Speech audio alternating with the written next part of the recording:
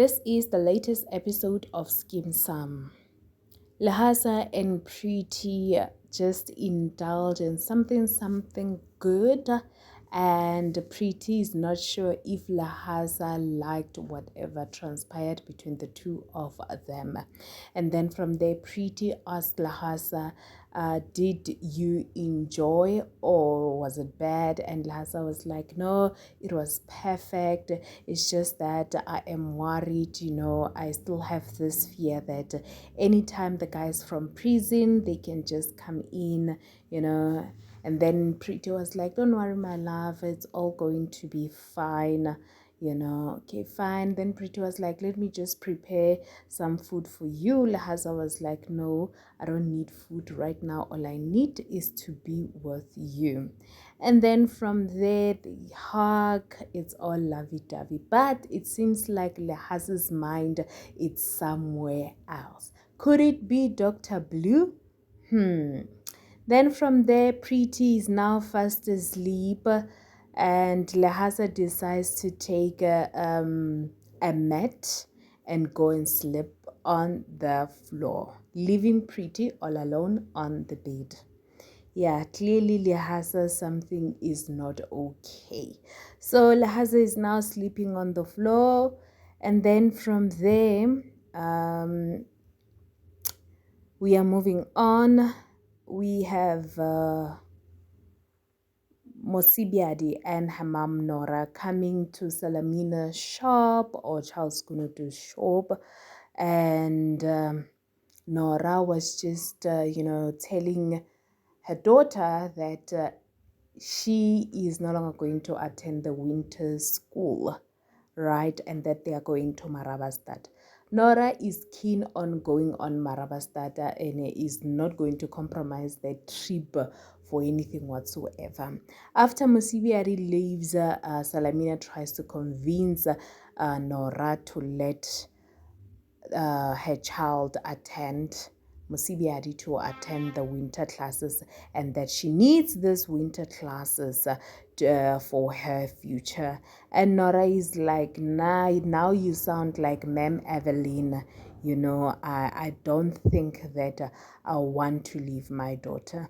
And then Salamina explains that this is for your own good. This is for your child's future. You understand that? And yourself, you can always go to Marabastata even if it's just for a weekend. Will Nora be convinced? Pretty wakes up to go and take a bath and is surprised to see Lehasa sleeping on the floor, and suddenly a phone rings and Pretty goes and picks up the phone. Right, so it was her mom Mantuli back in Tavluop, and she was just telling Pretty that, you know what, my child, I think after all the stresses that you've been through, you really need this party. And Pretty's like, yeah, not a problem. Now Clement walks in as Manduli is talking about the party, and then Manduli was just left surprised. She was so speechless. Then Pretty had another second incoming call, and then she quickly tells Manduli that she's going to give her a call back and that she needed to take this call. The person who's calling Pretty for, it was a guy from the Norwood supermarket. Apparently the workers are on strike, they haven't been paid, and it's all Pretty's fault, right? And so Pretty was like, you know what, it's fine, I'm gonna come, but I'm not gonna stay. So Nora has thought about it, and now she went to see Mem Maswatla, Evelyn Maswatla, to say, hey, Mem, as hard as it may be, it's fine. I hope that I'm doing the right thing by entrusting you with my child's life. At the end of the day, I need my baby girl to do very well, so Mem Maswatla was like, no, don't worry, nothing is gonna happen. I'll take care of your baby. You understand that? And then from there, Nora explains that, you know what, I really need this break after everything that we have lost. And yeah. So Mem Maswatla was like, don't worry, Nora. I know exactly what you're talking about. Remember that I lost my house and now I'm living in the back room. Nora was like, yeah, that's the more reason why I'm worried again is because of, you know what, you've got a small space and you know how kids are. They can misbehave and stuff like that. And I don't want Mosibiadi to, you know, add to your problems. And Mema Satla was like, no, not at all. All you have to do is tell me of her allergies if she's on any medication whatsoever. Right. And Nora was like, ask Musibiadi all of that.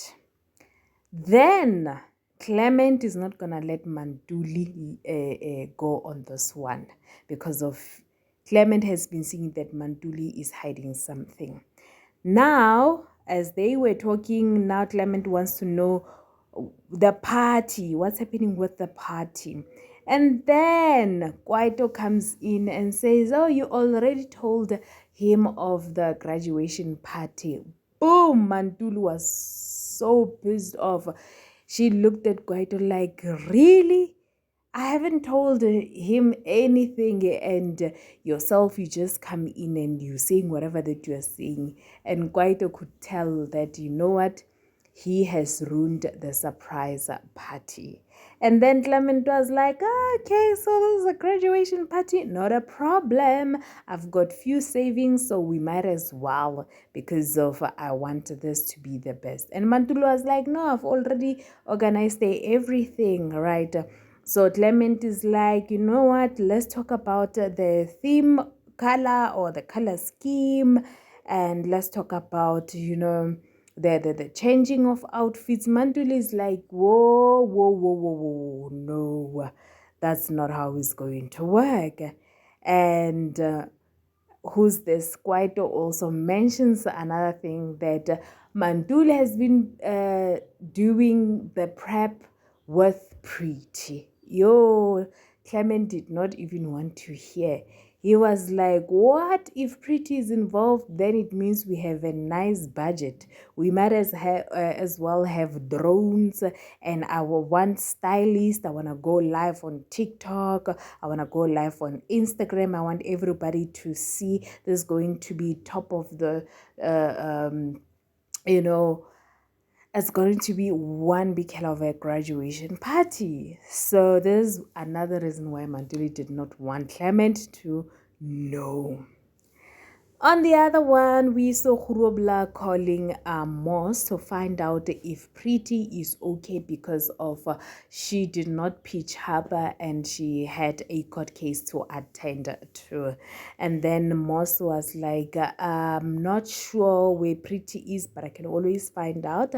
And then Khurobla wanted to know if Lehasa is out because of it seems like Preeti has been distracted or because of Lehasa.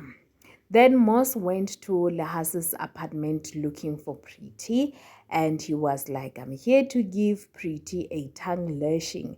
Lehasa was surprised, but why would you want to give Preeti a tongue lashing?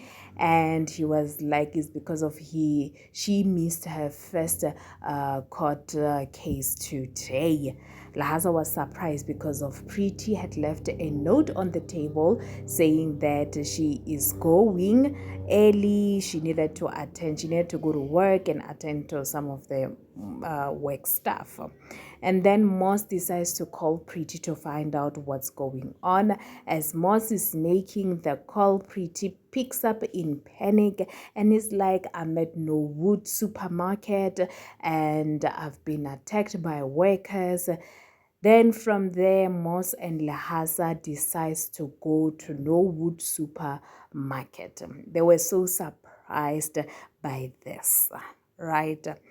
Then from there, Nora now drops a Mosibiadi at Evelyn Maswatla's place, and she tells Maswatla, Mem Maswatla, that don't worry, she's going to help you out in the house with the cleaning and the cooking and the whatever. And Mem Maswatla is surprised to say, no, there's no need for all of that. This is a small space and stuff like that. And then from there, Nora leaves some 13 rands, some little bit of coins for them to buy the bread. And Memos is like, no, there's no need for all of that. Don't worry. You don't have to worry about us yourself. Go to Marabastad and just go and heal a bit. And Nora was like, no, I'll feel better leaving these coins as a mother, knowing I have contributed even a little. Nora is such a mom. Then from there,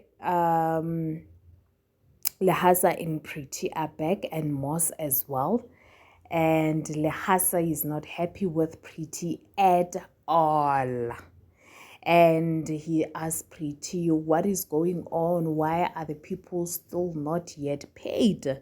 Right now, before Pretty can answer, Lehasa asks Mosa to leave so that he can just finish the discussion with Pretty. Then from there, Moss leaves and Lehasa is left with Pretty. My goodness, the look on Lahasa's face, it's as if, you know what, the love for Pretty is no longer there. He was so furious and angry at Pretty to say, you know what, those people, this is their bread and butter. You shouldn't have done what you did. Now, as they were still shouting at each other, Malume Pomolo comes in and is happy to see Lehasa and asks Lehasa, why didn't you tell me that you were coming out? I had to be told by Moss that you were coming out, right? And then from there, Malume Pomolo asks Lehasa if he went and got cleansed, you know. And then Lehasa was like, no, not yet. And he's like, go and take your bag. Let's go. You need to get cleansed before it all. And then from there, Lehasa goes into the bedroom to go and fetch his clothes. And then Pretty asks Malume, is that even necessary?